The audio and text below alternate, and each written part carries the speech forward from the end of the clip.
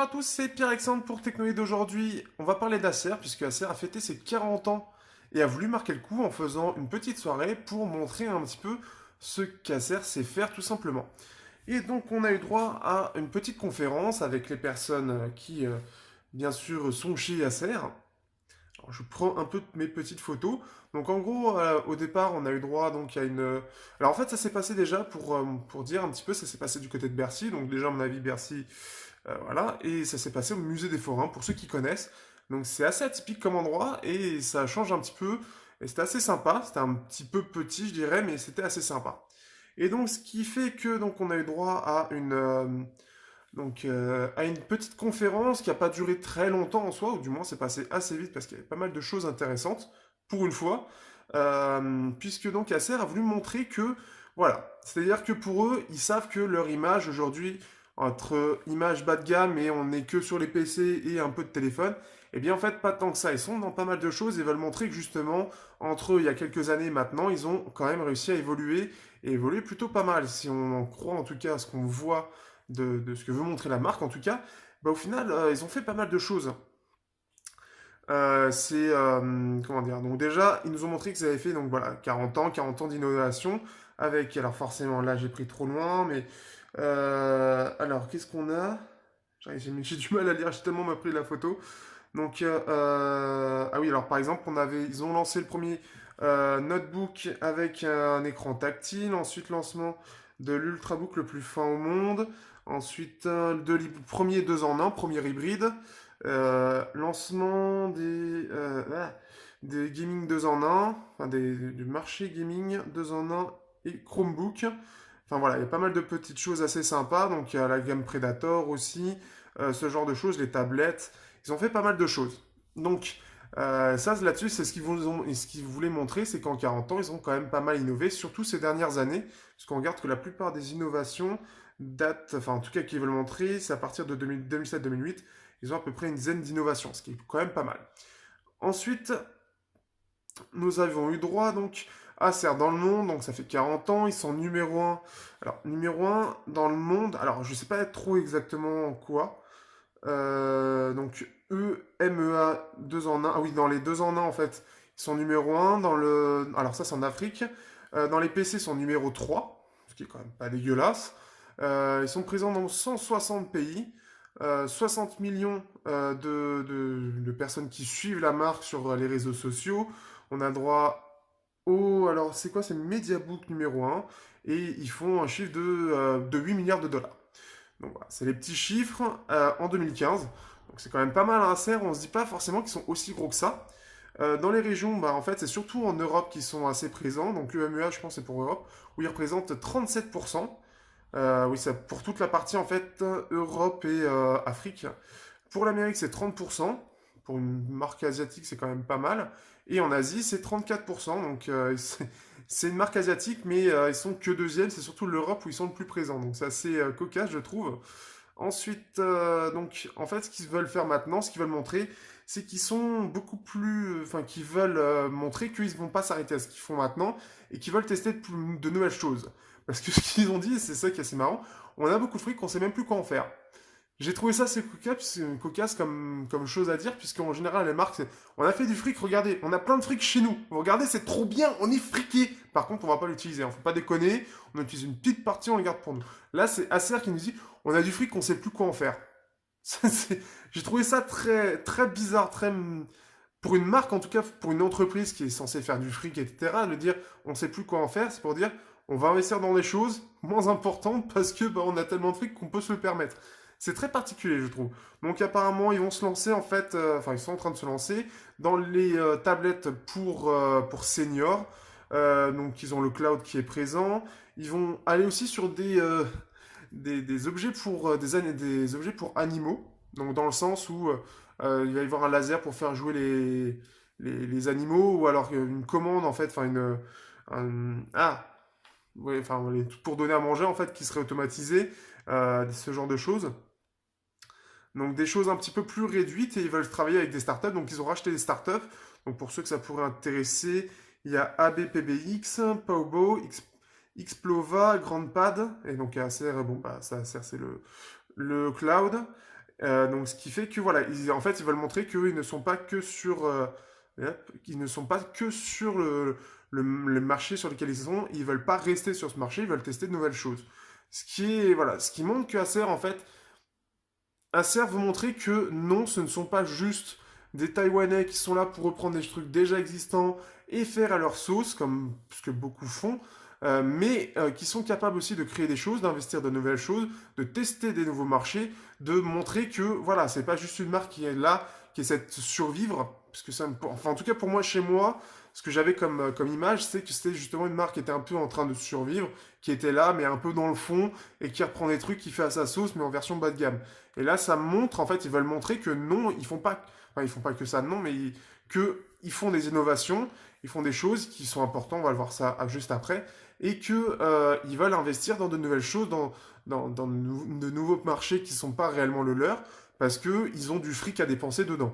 Donc ça montre déjà que ils veulent montrer que Acer est quand même puissant et a quand même une certaine influence dans le monde high-tech et qu'ils peuvent se permettre d'avoir assez d'argent pour aller chercher des trucs ailleurs. Donc ça, c'est le truc que j'ai trouvé sympa. Donc voilà, donc après, ce qu'ils veulent montrer, c'est que ils veulent rester innovants. Donc ça, c'est beaucoup de marques veulent rester innovants, mais voilà, ils veulent continuer à faire des choses comme ça. Donc produits innovants, largeur et profondeur de gamme. Donc en gros, avoir des gammes de plus en plus larges, donc aller sur des nouveaux marchés et avoir quelque chose de plus recherché, si je comprends bien.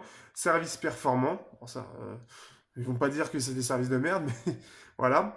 Donc un leader dans le domaine du grand public, oui, puisqu'ils sont un peu partout, les smartphones, les téléphones, les projecteurs, les tablettes, les PC portables, les ultrabooks, les hybrides, les hybrides pliables, enfin les PC pliables, les PC gamers, les smartphones, j'ai dû le dire aussi, enfin ils sont partout en fait. Ils veulent montrer que vraiment ils sont là, ils sont très très larges en termes de gamme. Donc ce qui est intéressant, mais ce qui est le plus intéressant, il y a surtout un chiffre qu'ils ont mis en avant.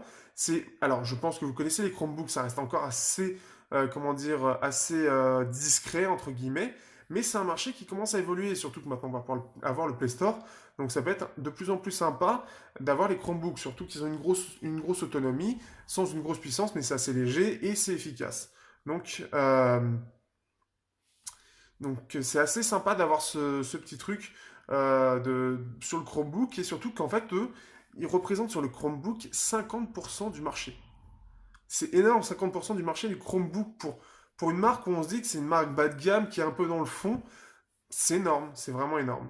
Ensuite, ils sont alors dans les deux en un, donc c'est-à-dire les hybrides, c'est-à-dire on met le clavier comme les sur Facebook, etc. Donc en Europe, au Moyen-Orient et en Afrique, donc le tout en 2015 au niveau des chiffres, ils sont numéro un. D'ailleurs, comme Book, forcément, 50% ils sont numéro un aussi, mais ils sont numéro un. Dans les moniteurs de PC, donc les écrans de PC, ils sont numéro un en Europe de l'Ouest. Et dans le gaming, ils sont numéro un en Allemagne, en Autriche, en Belgique et en Finlande. Donc, des choses, être numéro un dans plusieurs domaines, pour une marque comme Acer, on ne se l'imagine pas forcément. En tout cas, moi, je l'imagine. En fait, j'ai découvert que Acer avait quand même un certain pouvoir et pouvait aller trouver des premières places sur certains domaines. Ce que je pensais pas du tout. Je pensais vraiment qu'ils étaient, ouais, peut-être cinquième, sixième, mais pas du tout numéro un sur certains marchés. Donc ça, je l'ai découvert, c'est quelque chose que je savais pas du tout. Ensuite, ils veulent montrer aussi qu'au-delà du fait de faire des produits pour la gamme commerciale, pour vendre, voilà, ils sont premiers, ils veulent montrer aussi qu'ils investissent dans des domaines où beaucoup d'acteurs investissent, parce que c'est quand même quelque chose d'important, mais dans le domaine de l'éducation. Je parle très mal, je vais peut-être retourner à l'école, moi. Donc, gamme de produits Acer de 1 à 100, solution 100% Acer, des solutions cloud adaptées, services des partenaires clés, solutions center. Donc, sachant qu'ils travaillent avec Microsoft, Google, Intel, blablabla, enfin, plein de monde, UCC, Appara, Lucid Press, et c'est trop flou après, donc je ne saurais pas le lire, mais beaucoup, beaucoup d'acteurs dans le marché, et apparemment, donc, ils ont réussi à gratter des marchés euh, en Allemagne, en Angleterre et très récemment en France. Donc, à mon avis, pour des Chromebooks notamment, puisqu'apparemment, en Angleterre, ce qu'ils disaient, c'est qu'en Angleterre, ils sont très friands des Chromebooks au niveau des étudiants, parce que ça doit être quelque chose, voilà, c'est une solution qui reste pas chère, abordable et assez facilement utilisable, qui permet pas mal de choses tout de même. Donc, ça doit être pour ça. Et voilà, ils veulent mettre en avant que ils savent aussi être assez, comment dire, comment on dit, merde, ah, j'ai perdu le mot. Euh, Pas performants, mais en gros, ils savent montrer qu'ils sont agressifs un petit peu dans les prix, qui peuvent être des bons challengers par rapport à d'autres marques pour décrocher des contrats avec les ministères, etc. Donc c'est intéressant. Et donc, ce qu'ils veulent montrer donc, par la suite, là où ils veulent s'imposer en fait sur les domaines, ils veulent s'imposer sur le design, un design qui est de plus en plus important forcément pour différencier à vue d'œil et montrer qu'ils savent faire du design. Ensuite, la time to market, ça je ne saurais plus dire. Global footprint, donc forcément montrer que voilà, ils peuvent laisser leur empreinte. Et voilà, donc et notamment en allant sur de nouveaux marchés, donc les tablettes pour seniors, Xplova donc pour les je ne sais plus, et les objets pour animaux, donc objets connectés. Là aussi, j'ai découvert quelque chose, c'est au niveau de la VR. Alors la VR, comme vous le connaissez, c'est quelque chose qui se développe de plus en plus et quasiment toutes les marques s'y mettent, voire toutes les marques. Donc même la plus chinoise commence à s'y mettre forcément, parce que c'est un marché qui est très porteur, qui la VR va forcément passer par les écrans de smartphone, que ce soit pour la Steam VR, HTC Vive, etc. Ce sont des écrans qui sont utilisés dans les smartphones. Alors que les smartphones soient utilisés pour la VR, c'est quelque chose qui est quasiment pour les acteurs qui est logique en fait. Et même pour nous, c'est logique. Surtout que c'est portable, c'est facile à utiliser, c'est facile à mettre en place. Donc forcément, tout le monde s'y met. Et ils s'y mettent avec Starbreeze. Starbreeze, pour moi, de souvenir en tout cas, c'est ceux qui avaient fait notamment le jeu Les Chroniques de Riddick, qui était un très bon jeu. Et ça fait très bizarre. Et apparemment, ils sont très bons dans le gaming, même mobile. Je l'ai découvert aussi, j'ai pas regardé ce qu'ils ont fait. Et ils veulent se mettre à la VR. Alors à la VR pour les professionnels pour l'instant. Donc c'est-à-dire qu'ils veulent arrêter, je pense aussi, et c'est ce qui est là-dessus en fait, sur cette partie-là, qu'ils veulent montrer que sur les futurs produits ça va changer, notamment aussi sur les annonces qu'il va y avoir aussi de produits. C'est que sur la VR, ils veulent commencer direct très haut. Vraiment, vous voyez pas. En gros, ils veulent s'attaquer directement au marché pro, donc un marché bien plus qui demande bien plus de finesse, bien plus de qualité, puisque voilà, c'est le marché pro, donc c'est un autre côté qualitatif sur la durée de vie, la qualité du produit, la finition, mais aussi le prix qui est très gros. Donc forcément, c'est le marché pro, ils veulent faire de la VR pour le marché pro en premier, pour ensuite le marché grand public avec donc un casque VR de 210 degrés, donc c'est très très large, hein, c'est-à-dire que c'est vraiment 210 degrés. Déjà 180 degrés, ça fait à peu près ça, c'est-à-dire que c'est encore plus. Donc c'est pour une immersion vraiment totale et qui serait lancée en début 2017. Quand on voit le casque déjà, ça donne envie d'essayer. Donc peut-être qu'on aura le droit. Et en plus, il ne s'allie pas avec n'importe qui, puisqu'ils vont s'allier donc avec Starbreeze, comme je l'ai dit, mais aussi avec IMAX et apparemment, entre autres, pour les cinémas. Donc c'est-à-dire qu'on va quand même avoir, ça annonce les cinémas en VR qui vont arriver. Donc IMAX, c'est quand même pas n'importe qui, c'est ceux qui font les lunettes 3D notamment. Enfin, voilà, les films en 3D, c'est grâce à un peu à eux. Donc ce qui fait que voilà, il va y avoir. Oui, non, c'est pas Gaumont, j'ai plus. Le logo avec la montagne pour les films, bah, c'est ça, je n'ai plus la marque. Donc Google, Discovery Channel aussi, forcément, puis pour une meilleure immersion dans les documentaires, ce genre de choses. Il va y avoir pas mal d'acteurs, en tout cas là-dedans, pour la VR. Et ils s'entourent quand même de gros acteurs, donc qui montrent aussi, qui veulent montrer que justement, Acer, c'est pas la petite marque, mais ça devient aussi une grosse marque. Ça peut être aussi une grosse marque qui peut investir dans des grosses choses que les autres marques très connues, telles que Samsung par exemple. Et ils veulent montrer qu'ils sont prêts pour notre objectif reste toujours le même, répondre aux nouvelles attentes du monde de demain. Donc en gros, ils veulent être présents pour les prochains marchés et essayer d'être le plus tôt possible dessus.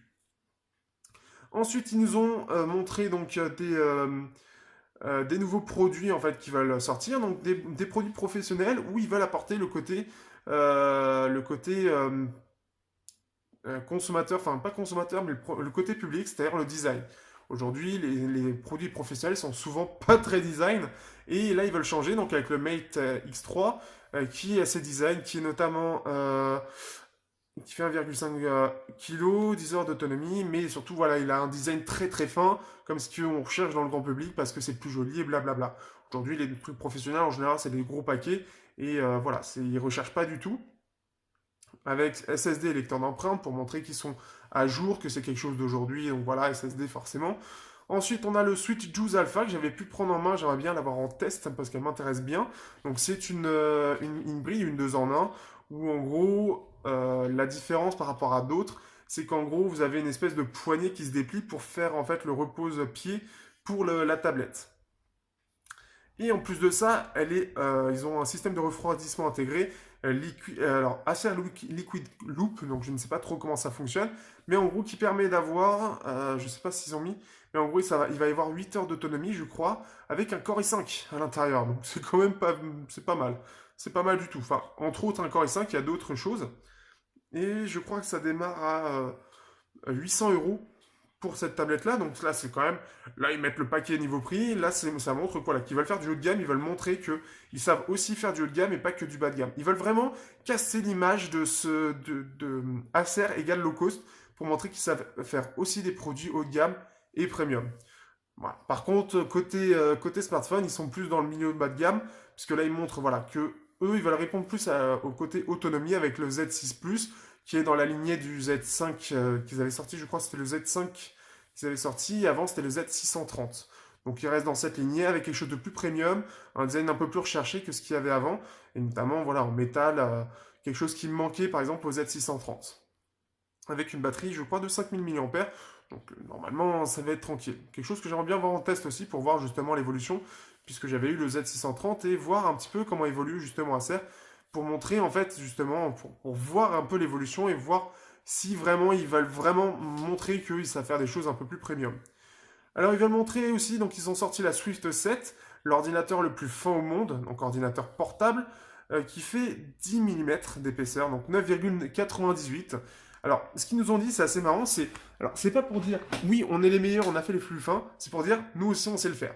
Donc, c'est assez marrant. J'aime bien la communication, ouais, alors, en fait, on l'a fait, mais c'est juste pour montrer aux autres, parce qu'on sait très bien qu'ils vont le suivre juste derrière, ou juste montrer aux autres que nous aussi, on peut montrer les crocs, et nous aussi, on peut faire des choses premium. C'est une communication qui est un peu à part, et qui, je dirais, qui est presque sympa, puisque c'est presque, pas transparent, mais voilà, c'est pour dire, bah, voyez, nous, avant, on faisait ça. Alors oui, on le sait, c'était low cost, c'était pas très beau et c'était pas très recherché. Mais vous voyez, déjà on a fait des innovations. Voilà, maintenant vous voyez le produit là, donc déjà il démarre à 1000 euros, mais c'est le plus fort au monde, c'est pour montrer que nous aussi on sait faire des produits nous. Et on sait faire des produits premium, on sait faire des produits haut de gamme. Et donc avec, je crois, 10 heures d'autonomie aussi, 9 heures d'autonomie. Donc ce qui fait que voilà, ils veulent allier puissance, finesse, design et autonomie. Donc c'est intéressant. Donc ça, c'est le Swift 7 et on a le Spin 7 qui est le convertible. Donc c'est ce que j'ai en fait, ce que j'aime bien comme ce que j'avais testé avec le Voyo, c'est-à-dire l'écran qui se replie à 360 degrés sans se détacher. Donc ça, quelque chose que j'apprécie, je trouve que c'est le plus pratique pour moi. Et qui aurait 8 heures d'autonomie avec 1,2 kg et 1,1 cm d'épaisseur. 1,1 mm, ça risque d'être vraiment très très fort. Et qui lui commence à 1400 euros. Donc là, ça prouve vraiment que, vous voyez, nous aussi on peut faire des produits chers. C'est à peu près ça qu'il faut comprendre. Donc c'est vraiment, voilà, d'un coup ils se sont dit bon, allez les mecs, cette fois-ci, on va faire des vrais produits. On va montrer que nous aussi on peut faire des trucs extra. Donc c'est un peu comme ça que je l'ai pris.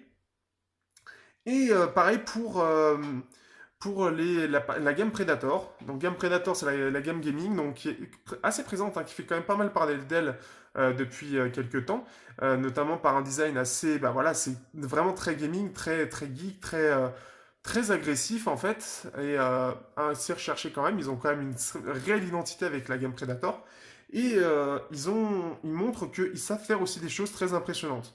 J'avais pu voir en vrai la tour Predator qui est la plus petite en fait, avec une GTX 1080. Quand on voit la taille de la tour et on se dit qu'il y a une GTX 1080 dedans, c'est une performance. Alors apparemment pour l'enlever et tout, il y a tout un système, mais c'est une vraie performance qu'on voit ça. Alors la lime est déportée, mais c'est des lignes de PC portables qui sont assez compactes. Donc clairement, là-dessus aussi, ils montrent qu'ils savent faire des choses de façon très réussie. Donc voilà, donc en plus de ça, donc ultra compact 16 litres pour ceux qui ça parle. Et donc voilà, en plus de ça, VR Ready, forcément avec 1080 dedans, ça fait mal, hein. Alors ils veulent montrer aussi, alors c'est quelque chose que j'aimerais bien tester, c'est l'eye tracking. C'est-à-dire que sur les écrans, vous allez voir quelque chose qui va voir vos yeux, et donc ce qui fait que si vous tournez vos yeux, bah, l'écran il va tourner aussi. C'était un peu ce qu'on avait avec la Kinect sur Forza, où quand on tournait un peu la tête, voilà, parce que les yeux c'était peut-être un peu loin, mais on tournait la tête, bah forcément la tête du joueur dans le jeu va tourner aussi, donc la caméra aussi. C'est quelque chose de très con, mais ça peut être intéressant pour certaines choses. À voir en réalité, mais ils veulent montrer que, voilà, qu'ils savent faire aussi des choses un peu particulières, qui sortent un petit peu de l'ordinaire et qui vont chercher des petites innovations. Donc là, c'est vraiment intégré, à voir. Et moi, ce qui m'a fait le plus rire, c'est alors ce qu'ils appellent, donc c'est le Predator 21X qu'ils ont appelé El Monstruo. Alors, pour ceux qui ne savent pas, qui n'ont pas trop suivi l'actualité, par rapport à tout ce que je dis de toute façon, c'est que dans un PC portable, alors déjà, il y a l'écran qui est incurvé. Donc un PC portable avec un écran incurvé, déjà, c'est déjà une innovation en soi. Donc ça permet un petit peu d'être un peu plus immersif. Mais alors aussi, c'est surtout qu'ils ont réussi à mettre deux cartes graphiques GTX 1080 de PC dedans. Dans un PC portable. Bon, il fait 21 pouces. Mais dans un PC portable. Bon, il a 5 ventilateurs. Il est énorme. Il fait 8 kilos aussi. Mais dans un PC portable. Bon, par contre, l'autonomie, à mon avis, c'est tu joues 15 minutes, t'as plus de batterie. Hein, mais c'est un monstre. C'est vraiment un monstre. Très design. Bon, un design toujours gaming, donc il faut apprécier le design. Mais très design quand même. Mais par contre, 5 ventilateurs et 8 kilos, faut les transporter. Hein. Quand tu fais une LAN, tu le sais. Hein. Dans ton dos, il crie famine. Là. Ah, l'aide. Mais 8 kilos, deux cartes graphiques 1080. C'est juste énorme. Alors, le prix doit être aussi énorme. Mais pour un PC portable, ça veut dire, ça montre aussi que Acer se lance des défis aussi dans la vie. Et c'est particulier. C'est vraiment, c'est particulier de dire ça. Donc, euh, donc voilà. Alors sur cette conférence, voilà, ils ont vraiment montré qu'ils savaient faire vraiment des choses très intéressantes et que voilà, c'est vraiment la marque. Je pense qu'ils veulent faire une cassure et ils veulent montrer que voilà, on a 40 ans, on a mûri, donc on sait on a fait des trucs, mais on veut montrer qu'aujourd'hui, ce qu'on a fait avant, bah c'est plus vraiment le cas aujourd'hui. Et aujourd'hui, on veut taper dans le haut de gamme. On veut taper contre la concurrence, une concurrence aussi qui est très chère, mais on veut montrer que nous aussi, on sait faire des produits très chers et très réussis. Après, il faut voir dans la réalité, mais sur le papier, c'est intéressant. Il y a quelque chose de bien. Le prix, il est moins forcément, mais c'est intéressant. La gamme Predator est intéressante aussi, surtout bah, voilà, avec le PC portable. En soi, c'est juste, c'est un ovni le bordel. C'est rien que ça, ça fait de la pub de toute façon à Acer, mais c'est un vrai défi. Mais même pour je veux dire, des gens qui préfèrent jouer sur un PC portable parce que c'est plus transportable, mais forcément en général, on est censé faire des petits compromis graphiques. Alors là, forcément, là c'est la, ah, voilà quoi, c'était Core i7, tout ça, c'est le truc de tueur. Donc Acer, voilà, a montré ça. Ensuite à la soirée, donc j'ai pu déjà prendre en main ces différents produits, ils ont l'air pas mal, hein, ils ont l'air intéressants. Je vais voir pour les avoir en test, donc je promets rien, parce qu'il y a des fois où j'ai cru les avoir et je les aurais pas, mais ils m'intéressent vachement. Pour voir un peu ce qui est capable de faire Acer et voir par rapport à ce que j'ai. Bon, j'ai pas beaucoup de références, mais ce sera toujours intéressant. Et ce qui était intéressant, c'est surtout voilà, la soirée juste après. Donc il y avait beaucoup de journalistes, mais il n'y avait pas que des journalistes. Alors ceux qui m'ont suivi sur les réseaux sociaux, enfin qui me suivent, et n'hésitez pas, hein, n'hésitez pas à suivre parce que voilà, surtout sur Twitter, c'est là où je suis actif, j'apprécie de plus en plus ce réseau social.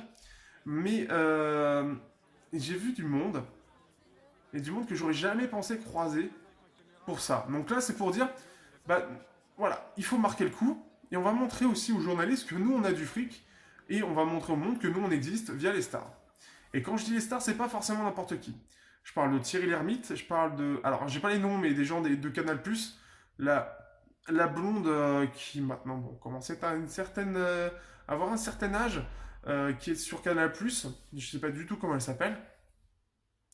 Enfin, différentes personnes déjà de Canal, donc à mon avis, déjà, ça doit coûter. Et puis d'un coup, je me suis retrouvé à côté de Norman, le Rire Jaune, Asiatomique, le Blédard. Apparemment, il y avait Smaïn, j'avais Pascal Legitimus aussi. Il y avait Jean-Christophe Lemoine. Il y avait Christophe, je crois, Beaugrand, le mec qui fait Secret Story, entre autres, Confessions intimes et ça, qui les présente. Il y a eu qui d'autre? Je sais même plus qui il y a eu, mais il y en a eu d'autres. Et j'étais sur le cul, j'ai pas compris en fait. Et là, je me suis dit, bon, ouais, quelques stars, oui, pour couvrir l'événement, montrer les 40 ans, ouais. Mais alors là, ils ont invité beaucoup de gens, beaucoup de stars déjà. Alors, pas que des stars très très connues, mais par exemple Jean-Christophe Lemoine, etc. Pascal Légitimus, c'est quand même pas rien. Et des youtubeurs de toutes sortes, donc Norman, etc. Ils sont là, ils se sont dit, hop, on va inviter les potos, et puis ils sont restés, bon, enfin, c'est un peu normal, mais ils sont restés entre eux, les acteurs entre eux, et puis bah, les journalistes entre eux. Mais de se dire que juste le fait de se retrouver à côté de gens que j'ai regardé pendant des années sur YouTube, parce que je fais partie un peu de cette génération, entre guillemets, qui les a regardés depuis, pas le début, mais presque. Donc avec Cyprien, bon, il n'y avait pas Mister V, mais il y avait, voilà, donc Normal, le Rire Jaune, etc., que je suis depuis très longtemps. De retourner par hasard, et puis voir Norman en vrai, mais ça fait super bizarre en fait. C'est, En fait, surtout que c'était la surprise, je ne m'y attendais pas du tout. Et j'étais là, j'étais. Mais waouh! C'est. Quoi? Qu'est-ce qu'il fait là? Puis tu t'envoies d'autres quand même? Mais qu'est-ce qu'ils font tous là? Ils ont invité tout ça. Puis voilà, c'était vraiment, il y avait plein de gens. Et ce qui est marrant, c'est que bon, t'as l'impression que tout le monde s'en fout un petit peu en soi, tout le monde faisait sa petite fête de son côté. Et moi, je suis encore un peu nouveau, je pense aussi. Mais voilà, c'est des gens que je suivais, enfin que je suis toujours un petit peu, moi maintenant parce que j'ai moins de temps, mais de les voir, ça fait très bizarre. Ça fait vraiment très très bizarre. Et ils sont assez sympas. Bon, après, je savais pas trop quoi leur dire, mais bon, j'ai pu avoir mon petit selfie pour, voilà, juste le symbole, quoi. C'est juste, je me trouvais à côté d'eux. C'était vraiment ça. Après, j'allais pas raconter, ah, je suis ton plus grand fan, blablabla, truc habituel. Mais, euh, mais voilà, ça m'a choqué, en fait. Dans le bon sens, mais ça m'a choqué. Et donc là, c'était Acer qui a vraiment voulu montrer que, je pense hein, que c'est ça, qu'ils peuvent faire venir beaucoup de gens, et des gens fluents, parce que il faut pas croire, ils les ont invités, c'est pas pour le fun non plus, hein. Mais déjà c'est pour l'image, et c'est l'image aussi un peu jeune aussi, je pense qu'il y a ça aussi, parce que c'est ça, hein, les youtubeurs, ça fait jeune, ça fait dans le mouvement, ça fait ça, et puis ça permet aussi de dire, voilà, on était à tel endroit, alors sur les réseaux sociaux, forcément, ça fait parler. Donc, ce qui fait que voilà, c'était surprenant. C'était très surprenant. Et résultat, donc voilà, je trouve qu'Acer, pour finir, et on va essayer d'éviter les 30 minutes, Acer, pour le coup, a joué un très bon coup avec sa conférence.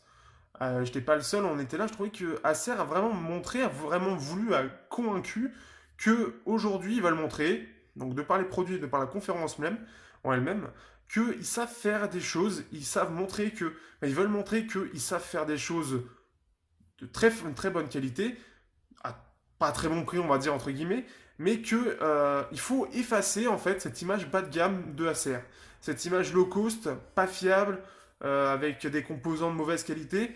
Ils veulent l'effacer, ils veulent montrer qu'il y a une autre face chez Acer, déjà qu'ils fassent autre chose que des PC, parce qu'on les connaît surtout pour les PC. Ils savent faire autre chose et ils savent en faire de bonne qualité. Donc ça, je trouve que oui, c'est surprenant ce qu'ils ont fait comme conférence et c'est bien. Bon, heureusement, hein. On va dire, bon, en fait, on va rester dans notre merde, etc. Mais c'est bien. Et puis c'est surtout de montrer en plus de ça. Bon, alors en fait, vous savez pas forcément, mais on est aussi là, là, là, là, là, là, là, là. Et là, tu dis, ah, mais en fait, Acer, c'est beaucoup plus grand que je l'imagine. Et c'est là où je trouve que c'est intéressant, c'est qu'au final, ils montrent qu'ils savent, qu'ils sont partout et que dans certaines choses, ils sont premiers dans les ventes en fait dans leur domaine. Donc, qu'ils maîtrisent ça. Donc, je trouve ça intéressant. J'ai vraiment trouvé ça intéressant. C'était cool à aller voir et de voir qu'en fait, Acer n'est pas la petite marque qu'on pourrait croire ou une marque qui reste dans son truc. Et c'est une marque qui montre qu'ils savent faire des choses, qui savent faire des choses premium, qui veulent le montrer et ils veulent montrer que, voilà, c'est-à-dire qu'il y a une phase où, pas forcément, ils n'ont pas fait les meilleures choses du monde, mais qu'aujourd'hui, ils innovent, ils investissent, ils créent des choses et qui sont aussi bien que d'autres marques plus connues, on va dire, entre guillemets. Et ça, c'est important, c'est la façon dont ils l'ont fait, c'était très bien fait, c'était important. Donc voilà, Acer, à voir pour la suite. Je vais voir un peu, je vais tester leurs nouveaux produits, j'aimerais bien. Mais c'est très intéressant pour ce qu'ils annoncent et pour la suite. Ce qui m'intéresse le plus, là où je suis le plus interloqué, c'est pour le casque VR. qui a l'air vraiment très très bon et qui annonce du bon, surtout si ça arrive dans le grand public. Sur ce, je vous dis à bientôt pour une prochaine vidéo. Et j'ai oublié, ils nous ont fait une bouteille de champagne pour montrer les 40 ans. Donc une bouteille Veuve Clicquot, voilà. Donc c'est une Veuve Clicquot, Parsona je crois, avec la petite boîte à lettres, un petit peu. Donc ça c'est sympa, donc avec Acer depuis 1976, déjà 40 ans d'innovation. Donc voilà, c'est le petit truc de la fin.